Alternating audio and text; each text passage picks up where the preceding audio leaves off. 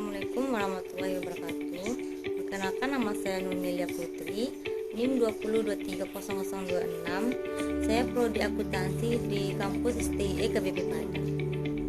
Baiklah, di pertemuan kali ini izinkan saya untuk mempresentasikan hasil artikel yang saya review yang berjudul yaitu Metode Penelitian Kredit, Tren dan Poin Terbaru untuk Dipertimbangkan.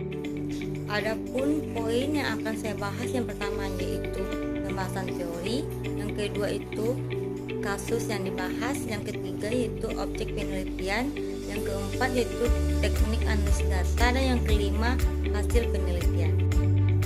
Baiklah, langsung saja masuk ke poin pertama kita, yaitu pembahasan teori dari artikel ini adalah risiko kredit adalah risiko dampak paling signifikan bagi bank dan lembaga keuangan manapun.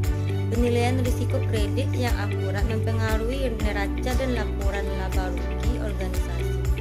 Karena strategi risiko kredit menentukan harga dan bahkan mungkin mempengaruhi domain yang tampaknya tidak terkaitan, misalnya pemasaran dan pengambilan keputusan. Selanjutnya yaitu kasus yang dibahas. Risiko kredit tunduk pada evaluasi eksternal karena bank sentral dan auditor secara ketat memantau bagaimana lembaga keuangan mematuhi persyaratan Basel dan standar pelaporan keuangan internasional.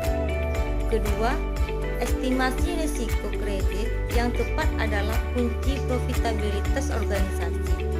Jika bank gagal memperkirakan risiko dengan benar, bank tersebut akan menaikkan harga pinjaman dan kehilangan pangsa pasarnya, atau menetapkan suku bunga terlalu rendah untuk menutupi kerugian yang diharapkan, yang menyebabkan hasil keuangan yang buruk. Akhirnya, karena risiko kredit adalah bagian penting dari nilai sekarang bersih dari instrumen keuangan. Hal itu dapat dimasukkan ke dalam berbagai sistem rekomendasi berorientasi klien dan kampanye pemasaran yang mungkin diterapkan. Baiklah, selanjutnya yaitu objek penelitian. Objek penelitian dari artikel ini, yang pertama, bank dan lembaga keuangan, yang kedua, Bank Sentral Eropa, yang ketiga, Bank Sentral Saudi. Baiklah, masuk ke poin selanjutnya yaitu teknik analisis data. Di luar waktu pendekatan validasi juga harus diperhatikan. Secara umum, ini adalah subkasus dari validasi, di mana ketidaksepakatan tidak disampel di luar sampel, tetapi di luar waktu. Teknik ini dapat berfungsi sebagai indikator stabilitas modal dari waktu ke waktu, karena dalam praktiknya, model penilaian kredit dan kinerjanya juga bergantung pada data masa lalu. Teknik validasi Default one out atau secara teknis setara dengan extreme default cross validation jarang digunakan dalam literatur sejak 2012. Masuk ke poin terakhir yaitu hasil penelitian.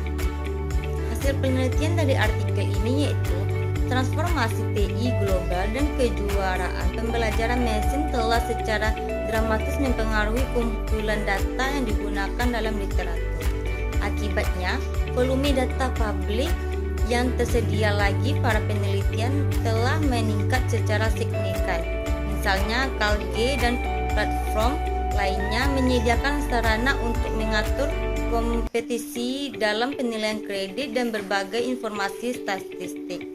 Platform peminjaman P2P menunjukkan potensi tinggi untuk mengurai volume besar data kehidupan nyata, dan banyak penelitian telah memanfaatkan semua peluang ini dalam analisis mereka.